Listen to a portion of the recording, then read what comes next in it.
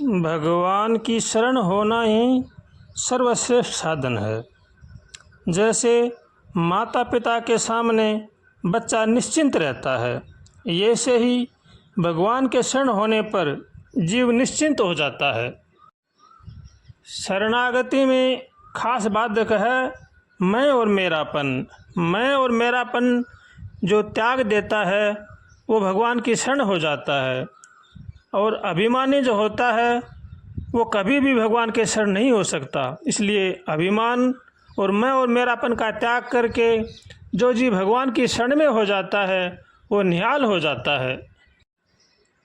हमारे संत महापुरुष, हमारे सद्ग्रंथ यही बतलाते हैं कि मानव शरीर बड़ा ही दुर्लभ है, पर हमें ये प्राप्त है, इसलिए हमें ये दुर्लभ लगता नहीं है। दुर्लभ होने पर भी यह कब भी छूट जाए इसका कोई पता नहीं है। ये सा कोई बरस, महीना, दिन या घंटा, मिनट नहीं है जिसमें जिसकी मृत्यु न होती हो। हर रोज़ जीव मर रहे हैं, जन्म ले रहे हैं, फिर भी मानव के समझ में नहीं आता है कि हमें भी जाना है। सब यही सोचते हैं कि हम तो यही रहेंगे, इसलिए जीव पाप और पुण्य दोनों करते रहते हैं। पाप में परिणत होना मनुष्य का स्वभाव हो गया है, इसलिए इनसे बचना चाहिए। हम अगर भगवान की शरण में रहेंगे, भगवान का भजन करेंगे, तो हमें पता लगेगा कि क्या पाप है और क्या पुण्य है। अगर हम भगवान की शरण में नहीं रहेंगे, भगवान का भजन नहीं करेंगे, तो हम बुराइयों से नहीं बच पाएंगे। ये हमारे संत महापुरुष बतलाते हैं। इसलिए अच्छे पुरुषों का संग करना चाहिए और भगवान की शरण में होकर के भगवान का भजन करना चाहिए। हमारे संत महापुरुष भगवान के भजन में लगने से ही निहाल हुए हैं, उन्होंने आनंद को प्राप्त किया है। अगर हम भी भगवान के भजन में लग जाएं तो हम भी निहाल हो जाएं।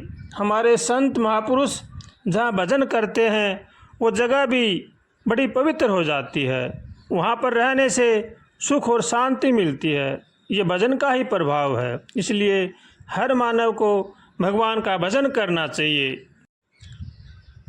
जिस जगह पर संत महापुरुष भगत रहकर भजन करते हैं वो जगह पवित्र हो जाती है। हमारे संत महापुरुषों के पद गाने से हमें शांति मिलती है, क्योंकि वो शांति के प्रतीक हैं। इसलिए संत महापुरुषों के रास्ते पर चलना चाहिए। जो हमें वो बताते हैं, कहते हैं, उनको हमारे जीवन में ढालना चाहिए। अगर हम उन बातों को जीवन में उतारते हैं, उन पर चलते हैं, तो हमारे मन में शांति आएगी, हम शांति से रह सकते हैं। अगर हम मनमाना आचरण करेंगे, मनमाना कार्य करेंगे, तो हम कभी भी शांति से नहीं रह सकते।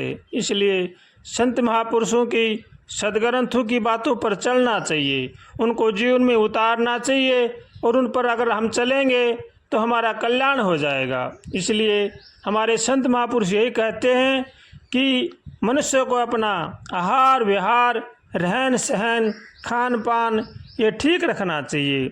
अगर हमारा आहार विहार, खान पान, रहन सहन ठीक होगा तो हमारा मन भी ठीक रहेगा, और अगर हमारा मन ठीक रहेगा तो हम अच्छे कर्म करेंगे। सद्गति जब ही होती है जब मनुष्य अच्छा कर्म करता है। इसलिए अच्छे कर्म करने चाहिए, अच्छे पुरुषों का संग करना चाहिए। भगवान के भजन के बिना मनुष्य जन्म का कोई लाभ नहीं है। जैसे दूल्हे के बिना बारात कोई काम की नहीं है, ऐसे ही भजन के बिना यह मानव शरीर कोई काम का नहीं है। इसलिए भजन करना बड़ा ही अनिवार्य है। जैसे भोजन खुद को करना पड़ता है, ऐसे भजन भी खुद को ही करना पड़ता है, दूसरा कोई नहीं कर सकता। इसलिए भगवान की शरण में होकर के भगवान का भजन करने में ही लाभ है, नहीं तो हमें पछताना पड़ेगा।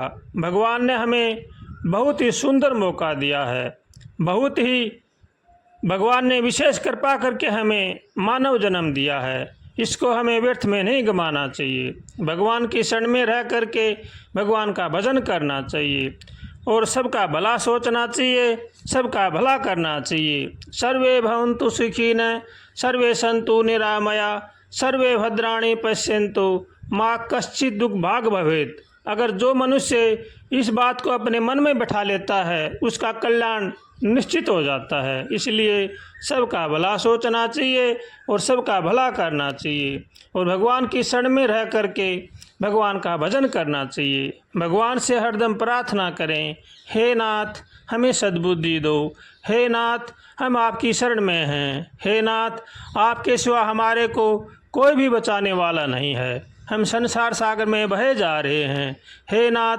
हमारी रक्षा करो, हे नाथ हमारी रक्षा करो। अगर हम कातर स्वर से भगवान से प्रार्थना करेंगे तो भगवान हमारी प्रार्थना को ज़रूर ही सुनेंगे। इसलिए जो अपना कल्याण चाहता है उनको चाहिए कि वो सबका भला करें, भला सोचें और भगवान की शरण में रह करके भगवान का भजन करें। जो मानव भगवान की शरण में हो जाता है उसमें दुख सुख हानि लाभ ये आते जाते रहते हैं, लेकिन उसका कुछ बिगाड़ नहीं सकते, क्योंकि जब भगवान की शरण में हो जाता है तो वो इनसे ऊपर उठ जाता है। उसका दुख और सुख से कोई संबंध नहीं रहता है। चाहे जीवन में दुख आए, चाहे सुख आए, चाहे हानि हो, चाहे लाभ हो, उससे उसका कोई फर्क नहीं पड़ता है। इसलिए भगवान की शरण में होकर के भगवान का भजन करने में लाभ ही लाभ है और जीव का इसी बात में ही कल्याण है। जो भगवान का भजन करते हैं और कराते हैं वो बड़े ही भाग्यशाली होते हैं। आज के ज़माने में पाप न करना भी बड़ा भारी पुण्य है। जो लोग पाप करते हैं, पाप की कमाई खाते हैं, वो अधोगति में जाते हैं। इसलिए इनसे बचना चाहिए। काम क्रोध लोभ मोह अहंकार राग द्वेष ये इनसे बचना चाहिए। मनुष्य का पतन करने में अभिमान बड़ा भारी सहायता करता है, इसलिए अभिमान से हरदम बचना चाहिए। अहंकार अभिमान ये अधोगति में पहुंचाते हैं।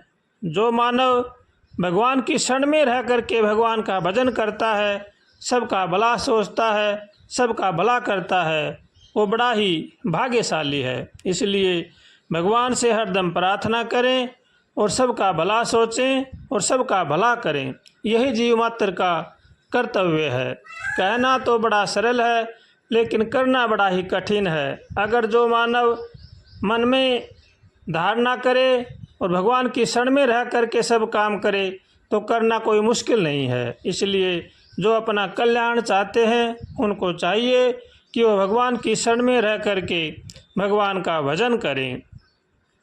श्रीमन्नारायण नारायण नारायण हरि भज मन नारायण नारायण नारायण हरि। श्रीमन्नारायण